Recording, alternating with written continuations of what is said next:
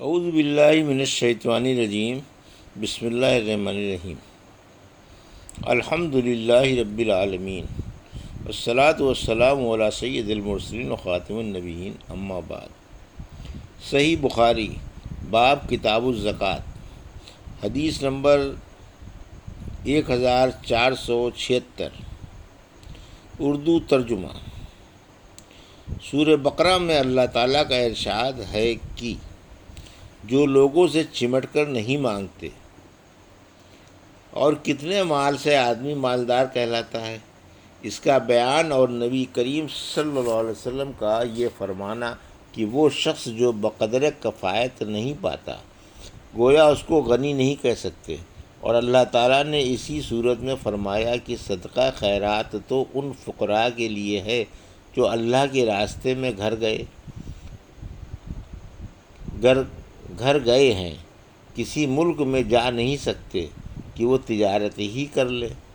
ناواقف لوگ انہیں سوال نہ کرنے کی وجہ سے غنی سمجھتے ہیں۔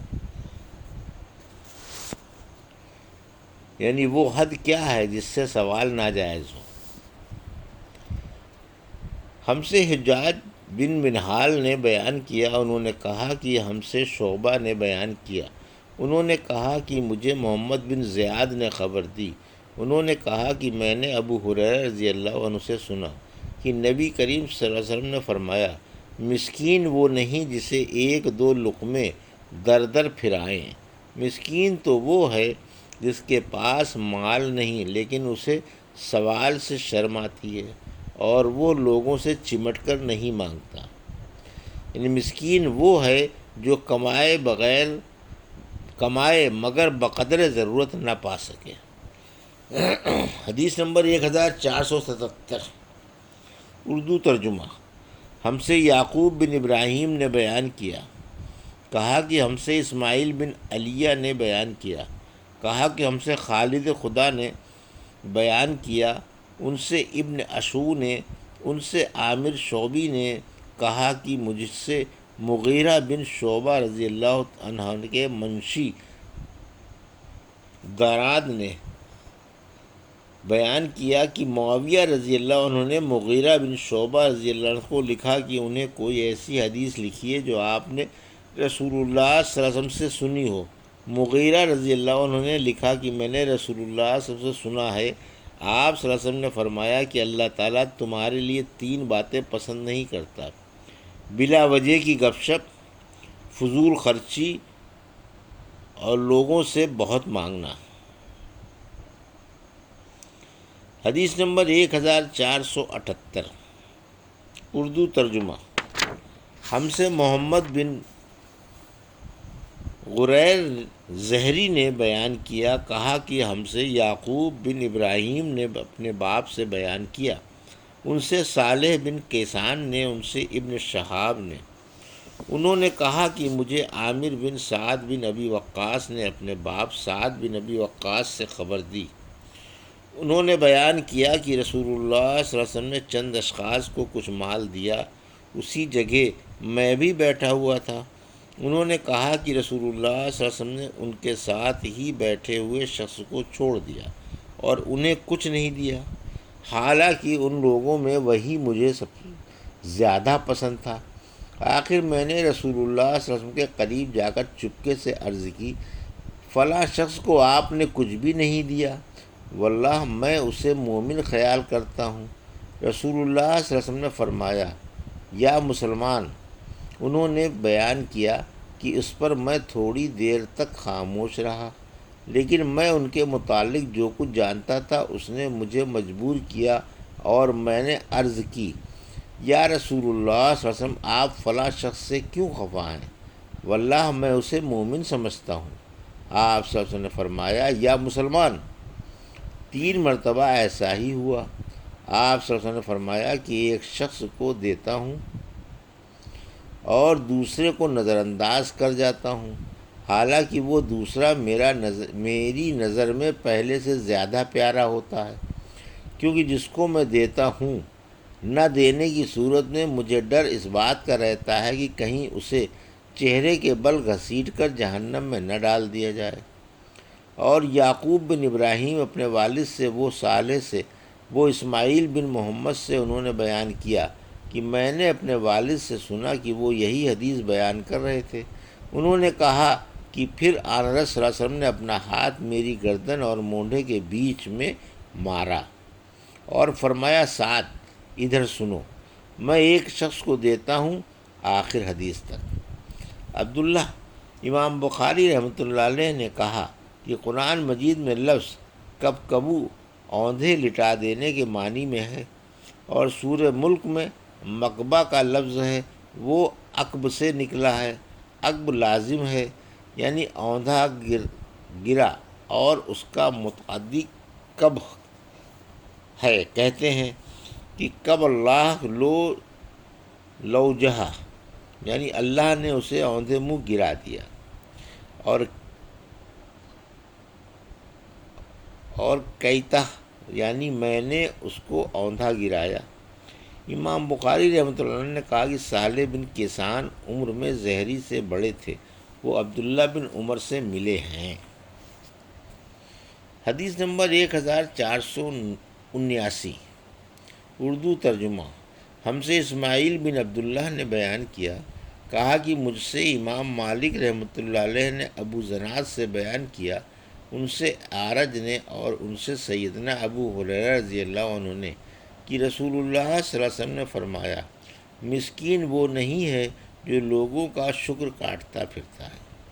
تاکہ اسے 2 لقمہ یا 2 کھجور مل جائیں، بلکہ اصلی مسکین وہ ہے جس کے پاس اتنا مال نہیں کہ وہ اس کے ذریعے سے بے پرواہ ہو جائے، اس حال میں بھی کسی کو معلوم نہیں کہ کوئی اسے صدقہ ہی دے دے، اور نہ وہ خود ہاتھ پھیلانے کے لیے اٹھتا ہے۔ حدیث نمبر 1480،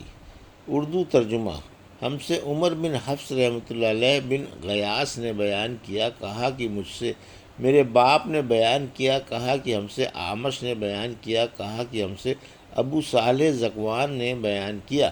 اور ان سے ابو ہریرہ رضی اللہ عنہ نے، کہ رسول اللہ صلی اللہ علیہ وسلم نے فرمایا، اگر تم میں سے کوئی شخص اپنی رسی لے کر، میرا خیال ہے کہ آپ نے یوں فرمایا، کہ پہاڑوں میں چلا جائے، پھر لکڑیاں جمع کر کے انہیں فروخت کرے، اس سے کھائے بھی اور صدقہ بھی کرے، یہ اس کے لیے اس سے بہتر ہے کہ لوگوں کے سامنے ہاتھ پھیلائے۔ حدیث نمبر 1481، اردو ترجمہ۔ کھجور کا درختوں پر اندازہ کر لینا درست ہے۔ ہم سے سہل بن بکار نے بیان کیا، کہا کہ ہم سے وحیب بن خالد نے، ان سے عمر بن یحییٰ نے، ان سے عباس بن سہل سعدی نے، ان سے ابو حمید سعدی رضی اللہ عنہ نے بیان کیا کہ ہم غزوہ تبوک کے لیے نبی کریم صلی اللہ علیہ وسلم کے ساتھ جا رہے تھے، جب آپ وادی قرا، مدینہ منورہ اور شام کے درمیان ایک قدیم آبادی سے گزرے تو ہماری نظر ایک عورت پر پڑی جو اپنے باغ میں کھڑی ہے۔ رسول اللہ صلی اللہ علیہ وسلم نے صحابہ رضوان اللہ علیہم اجمعین سے فرمایا کہ اس کے پھلوں کا اندازہ لگاؤ کہ اس میں کتنی کھجور نکلے گی۔ حضور اکرم صلی اللہ علیہ وسلم نے 10 وسق کا اندازہ لگایا، پھر اس عورت سے فرمایا کہ یاد رکھنا، اس میں سے جتنی کھجور نکلے، جب ہم تبوک پہنچیں تو آپ صلی اللہ علیہ وسلم نے فرمایا کہ آج رات بڑے زور کی آندھی چلے گی، اس لیے کوئی شخص کھڑا نہ رہے، اور جس کے پاس اونٹ ہوں تو وہ اسے باندھ دیں۔ چنانچہ ہم نے اونٹ باندھ لیے، اور آندھی بڑے زور کی آئی، ایک شخص کھڑا ہوا تھا تو ہوا نے اسے جبل طے پر جا پھینکا، اور ایلا کے حاکم یوحنا بن روبہ نے نبی کریم صلی اللہ علیہ وسلم کو سفید خچر اور ایک چادر کا تحفہ بھیجا۔ آن حضور صلی اللہ علیہ وسلم نے تحریری طور پر اسے اس کی حکومت پر برقرار رکھا۔ پھر جب وادی قرا واپسی میں پہنچے تو آپ نے اسی عورت سے پوچھا کہ تمہارے باغ میں کتنا پھل آیا تھا؟ اس نے کہا کہ آپ صلی اللہ علیہ وسلم کے اندازے کے مطابق 10 وسق آیا تھا۔ اس کے بعد رسول اللہ صلی اللہ علیہ وسلم نے فرمایا کہ میں مدینہ جلد جانا چاہتا ہوں، اس لیے جو کوئی میرے ساتھ جلدی چلنا چاہے وہ میرے ساتھ جلد روانہ ہو۔ پھر جب ابن بکار ام بخاری رحمۃ اللہ علیہ کے شیخ نے ایک ایسا جملہ کہا جس کے معنی یہ تھے، کہ مدینہ دکھائی دینے لگا تو آپ نے فرمایا کہ یہ ہے طابہ۔ پھر آپ نے احد پہاڑ دیکھا تو فرمایا کہ یہ پہاڑ ہم سے محبت رکھتا ہے اور ہم بھی اس سے محبت رکھتے ہیں۔ پھر آپ نے فرمایا کیا میں انصار کے سب سے اچھے خاندان کی نشاندہی نہ کروں؟ صحابہ نے عرض کی کہ ضرور کیجیے۔ آپ نے فرمایا بنو نجار کا خاندان، پھر بنو عبد الاشہل کا خاندان، پھر بنو سعدہ کا، یا یہ فرمایا کہ بنی حارث بن خزرج کا خاندان، اور فرمایا کہ انصار کے تمام ہی خاندانوں میں خیر ہے۔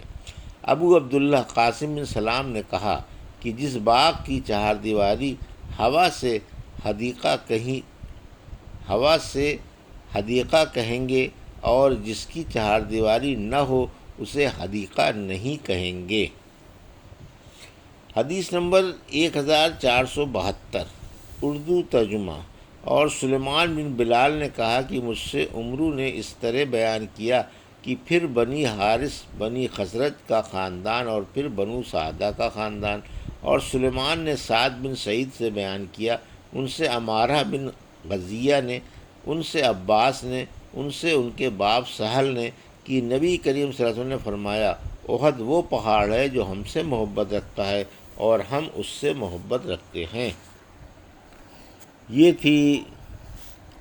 صحیح بخاری باب کتاب الزکوٰۃ کی حدیث نمبر 1476 سے 1482 کا اردو ترجمہ جو ابھی آپ نے سماعت فرمایا۔ اللہ سے دعا ہے کہ اللہ ہمیں ان حدیثوں کی صحیح سمجھ عطا فرما اور ان پر عمل کرنے کی توفیق عطا فرما، آمین یا رب العالمین۔